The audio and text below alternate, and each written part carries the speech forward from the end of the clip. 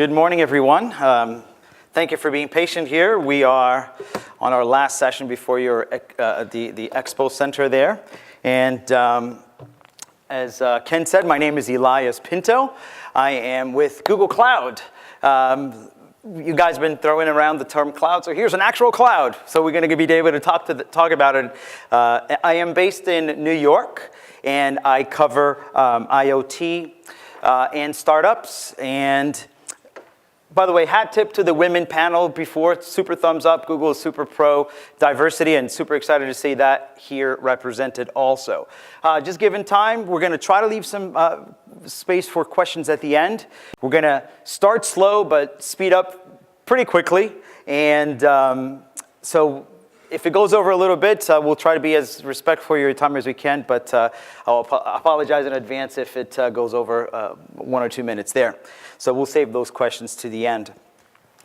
So let's do that. Let's start in the consumer space. I don't need a show of hands, but I'm pretty sure all of you have a smartphone in your pocket. So what happens when you put billions of connected devices in the internet and the wider marketplace? Well, you have a big shift on the scale of the data, the complexity, and that requires around data analysis and the real-time insights really gets complicated. What about personalization, right? So your phone is set up for you and not the next person, and the amount of data that it requires, it's pretty significant. So how did the consumer space get disrupted? Well, connecting those devices in an ecosystem that was able to leverage all that data is what really created the disruptive forces that you are well aware of. So I argue that some of that same technology trends that are on the bottom of that slide, the same is happening to manufacturing. So think about it this way. The technologies that were allowed to be created, they evolved and they matured to carry the billions of devices that we see today. They're basically now moving towards manufacturing. So what are they? You're talking about cloud, big data, and machine learning. So what's at the bottom of all of this? Data. No surprise there. But the good news is that data is really nothing new to manufacturing. As a matter of fact, manufacturing is really a data-rich environment. Now, where is it coming from? All these connected devices, and we're talking about it here, and you're seeing a lot of advances around how connectivity, like the last gentleman was speaking about. But they also come from the places you expect, right? The commercial aspect, the design, the production, and the customer experience. But I would argue that as you expand the radius there, you're really talking about data coming from supplier, logistic handlers, and even the weather services. So how do you leverage all of that? The problem is that there's a lot of silos. Each one of these bubbles here could be argued to be a separate silo for the data that could really bring end-to-end insight to every aspect of your business. So what's the result? You're getting your customers closer to you're getting closer to your customer as far as the moment that you start using that data, you get closer to your customer. So let's talk a little bit about where that comes from. IoT, surprise, surprise. Yeah.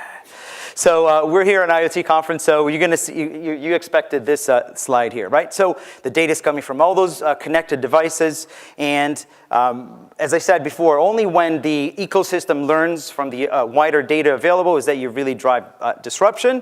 And if you are here trying to target new services to your customers, better engagement with, let's say, your suppliers, or improving productivity, IoT really is the fundamental enabler. So what do you do with all this IoT data? Let's talk about that. So this whole concept of big data and machine learning really is a breakaway from the past challenges, right? Where the amount and variety of data was really, really hard to kind of put it all together. And the traditional systems fail to scale globally. They're slow. Reports can take days, if not weeks, to really pull together.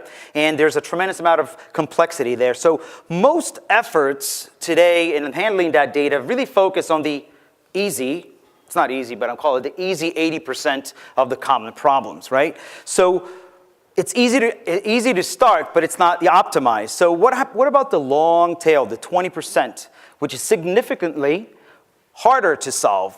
Well, I'm submitting here to you that despite the difficulty, the consumer space experience really helps address that 20% of the harder problems, right? So to bring a level of sophistication that improves the whole conversation. So what has Google been doing around this big data and machine learning? Well, we have been building 7, soon to be 8, products that each support 1 billion users. 7 products. I hope some of you have the problem of having at least 1 billion users. I wish that upon that great success, but we've been doing 7, and like I said, soon to be 8. Now, why is that important? Because Google has been not only creating, driving, and leading big data technologies. I love this slide. It really shows, it puts it in perspective how long we've been in this game. And let's just, Google is a very open culture. And that spills into the way we do technology. We write white papers and we give it away for free. Who else does that? And then, open source projects spring up and become industry standards. You know all those icons on top there, and all the way to TensorFlow and Apache Beam lately. So let's talk about BigQuery. It's the first hexagon on the bottom left there. So we've been working on it for over 10 years. And it powers some of the world's largest applications, right? So imagine having the large scale and performance for interactive analysis. That really democratizes how data analysis is. So imagine giving the power for virtually every function within your organization to kind of draw value from the available data. For the geeks in the room, from the data geeks in the room, imagine querying 1 million rows in a database within seconds. And then you get an insight, and then you run a second query on another 1 million rows within seconds. That's pretty powerful. You don't have to wait hours to do the same. And that's the power, that's BigQuery. If I talk a little bit about BigTable, that's the technology that's really driving the search that you see every day, the ads, Gmail, and even Maps. So why Google Cloud? All of these underpinning technologies are being offered to you as a managed service. You don't have to build another Google. We've done that for you, and it's here for you today. Now, big data is important, right? Where do you go to next? Machine learning. So this is, I was hoping that graphic would look good, and it does. So this is just an animation. So what's the real point? What's the hypothesis around machine learning? That machines can be taught to learn from a large, and I mean large, data set. But what does that really mean? I love that graph. So here's where machine learning is where computers are not pre-programmed. There are no if, thens, or else clauses, and there's no complex decision trees. What you have is mathematical functions that are really trying to mimic what we have in our brains within neurons, right? So in ML, we provide data. And sometimes it's classification data, or in this case, a reward function, in the case of the score up top. And so what happens? The machine learning model iterates, fine-tunes, and then takes weights around the decision. Okay, I move to this, I move my little bar to the left, I got one more point, I got to remember that. If I move it to the right, when the dot is here, okay, I lost 1 point. Very simple. So as an example here, you have breakouts. Anybody loves breakout here? Woohoo! All right, old gamers in the crowd, shout out. So the old school gamers in the crowd, that's what I mean. So what happens here? So you provide training data, and it kind of just tries at random at first. So the folks at DeepMind provided no rules to how to play, just data. Data about the pixels, and the output was a joystick movement. and a reward function around the score, as I mentioned. So the machine starts learning. This is 10 minutes in. 120 minutes in. Man, I wish I could play Breakout this well. But what is it doing? It's taking some of that data and driving, okay, if I do certain functions, I'm going to get a better reward. At around 240 minutes, this thing not only has figured out how to maximize the score, but actually has a strategy. It figured out that if I bounce it around the corner, guess what? I can knock these out and get triple-digit scores, which it didn't do before. So machine learning improves over with experience. And similar to humans, right? If you're swinging a bat or a golf club, it's really the sum of all those trials and errors that really make you really good at that. But what do you require? Data. But not only data, but large-scale data and a means to really crunch that data from a very large and efficient compute resources. So let's talk a little bit about that. This is a data center, no surprise there. But really, Google really treats this as a single computer. I can't give you official numbers publicly. This is one of many. And there's computers as far as the eye can see. But this is also an IoT problem. There's telemetry coming from every single device, every single port, 24/7, 365. So back to ML. So ML is just not for cute little breakout games. It's also about real-world data. So this is some of the tie-in with manufacturing. So for the first 10 years of us building data centers, we got pretty good. We've hired some of the best engineers literally in the world, and they said, all right, let's build data centers. And so they did that, and we were very, very proud after 10 years of having 12% average annual overhead across the entire fleet. These are built by some of the guys and girls that are best in the business. And then some of our data center engineers figure out, we have a lot of data. Can we sprinkle some ML on top of it? And I'm joking because it takes about a little bit less than a year to get this done. So what do? They took all the variables and put it in a machine learning model. And to our surprise, it's not intuitive, but to our surprise, the efficiency went down 40%. When the engineers first look at it, it's like, that's a weird way of setting up that fan speed or that air conditioning unit. But turns out that when you turned the model off, it went back to 12%, and you turn the model on, and then you were getting 40% efficiencies again. It goes to show you just collecting the data is a great start, and please keep doing it. Digesting the data is great. Analyze the hell out of it. But what about actually moving to where it starts doing something for you? And that's where machine learning really comes into play.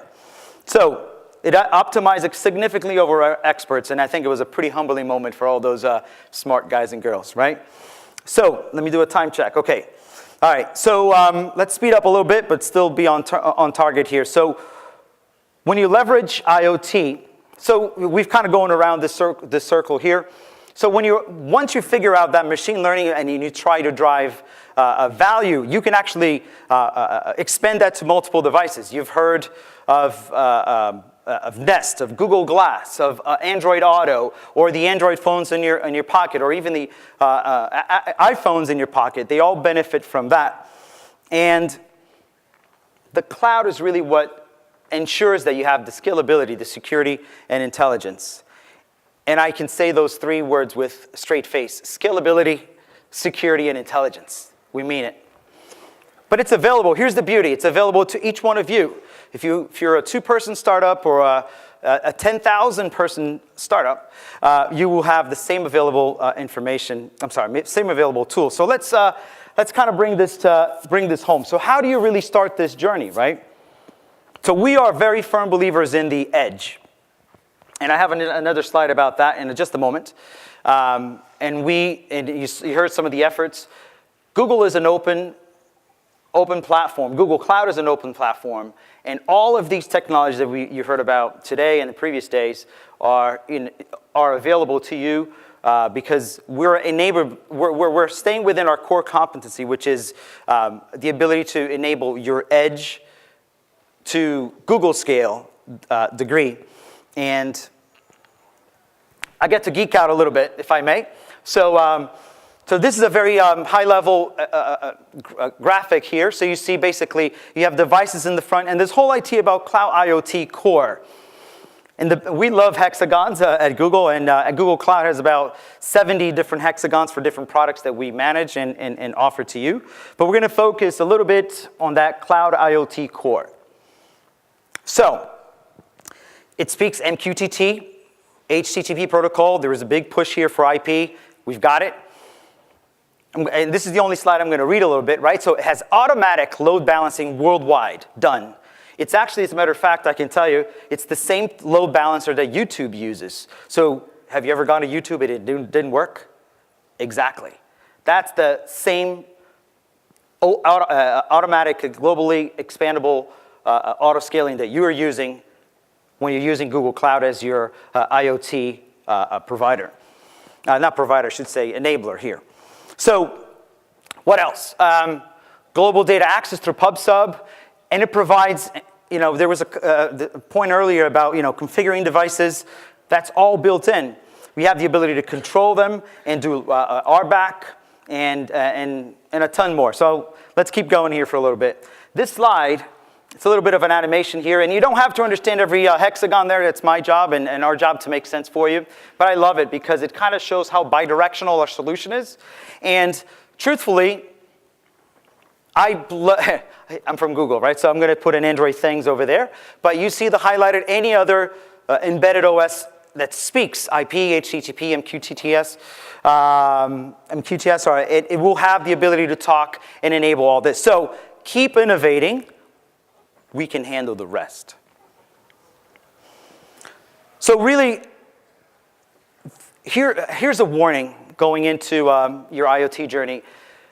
Don't create more silos for your data. Put your data somewhere where complete flexibility is built in. It's very easy to say, hey, I'm going to create yet another silo, and think of it differently. You really want to create an ecosystem and leverage the ecosystem that you don't have to reinvent the wheel. Just focus on your value streams and really what you're trying to do. So let's talk a little bit about Android Things. So just very briefly, I'm not going to spend a lot of time here, but Android Things is absolutely a highly flexible. You can talk all those wireless specifications from the last presentation. Android Things can speak, and we have a ton. And by the way, this is just a very summarized list of all the different platforms that it runs. So just wanted to list that. So time check, we've got 7 minutes. Let's crank through this. All right. So we have 4 opportunities here. So I don't expect you to be able to read. Wow, the font's really small. I don't expect you to read all that, but suffice it to say, manufacturing opportunities exist because all of these hexagons, they're pluggable. Right? So if you're doing a digital thread, right, connecting data through lifecycle products and processes, if you're doing a digital twin, if you want to do what-if scenarios, it runs fast, runs at scale. If you're doing new business, getting insights for customer relationships, or even workforce efficiency, Google does all that. And Google Cloud is your partner in that. Now, I have 4 use cases. I will not be going through this, but I will be in the back and at lunch, so I will talk to this at length. But given the time, I'm going to just mention here, this is just a California design den who did a supply chain example. And again, we're going to talk about this. This is Maven Wave, enabler of manufacturing automation, taking PLC data and virtual technician, really driving like machine learning and predictive maintenance on shop floors. This is really cool. We're not going to play. Oh, it's going to autoplay there. So this is like using Vision API would actually, it kind of recognizes bad pieces of baby food automatically. This is all using the cloud. And lastly, I do have a use case. And again, I'm sorry for going fast on these use cases, but they'll be available. And come talk to me. I'm in the back. But I just want to kind of wrap up with this. Google Cloud is an end-to-end platform. Not very many people, not very many names in technology can claim that. And this is not a complete slide. There's a ton of things that we're leaving out. But it goes to show we've done it. we have built one of the world's leading enterprises on these very fundamental building blocks. Because it is the cloud, you can adopt as little as you want, as little as you need, for the specific problems that you have. We're not gonna build a moat around our technology. We're open. And we're gonna allow you to really focus on that, building your business, building your solution to your customers. And so we have partners that will help you do that. Over 1,300 companies here can help you with it. And I hope some of you will I want to come back and say 1,400, maybe 1,500 another time. So this is a bit of a marketing slide, but it is, think of IoT right now is like, I'm going to say, the internet in 1996, right? So before the dot-com boom. So what you do with IoT today is really going to power this boom. So remember, try to focus on building your solutions, enabling your solutions at scale, at Google scale. What other people call big data, Google just calls it data. That's what we're used to handling. Let's help you analyze and bring machine learning, which we really excel at, in bringing insights that not even the smartest engineers can figure out on their own. Happy to talk to you about it. I'll leave you a link, IoT Core, and my Twitter handle there for any questions. And we have 3 minutes on this clock. And so we can take some questions if Awesome. you feel up for it. Folks, if you have any questions, please just raise your hand and I'll come to you with the microphone for Elias here. Oh, there's one, right? Please just tell us who you are and go ahead. Yeah, hi, my name is Morning. Brent Calder with I can't hear you. Speak right into the, there you go. Sunroot Networks. And from a networking perspective, we heard about a couple other architectures certainly from OpenFog and from LoRa. How does Google play with some of those, and are you participating in those organizations? Perfect. So I actually checked with some of our guys. So OpenFog, completely compatible. The fact is that we're not trying to compete in their core competencies, which is the local edge computing. But anything beyond that, we're absolutely connected with. We speak standards, open standards around, like you saw, HTTP, MQTS. And so what we have, I'm sorry, MQTT, gotta speak. And the protocols are there, and we're not trying to, we have Android things, but don't hear me saying that you must have Android at the edge. Android things is there, and by the way, it's just take your Android, cut out all the fat. It's just a really small footprint, and it fits on very, very small devices. So don't hear me saying that you must use Google Stack from top to bottom. It'd be cool if you did, but you can use a lot of the other products that, including OpenFog. But I'll submit to you this: we've solved a lot of the problems. Just say, 7 products with 1 billion users. Maybe you want to focus focus more on the business and the core competencies around your company, and leave some of that to a Google-size solution like Google Cloud. So does that make sense? I thought so. Okay. Any other questions out there? Don't be shy. We're all friends here.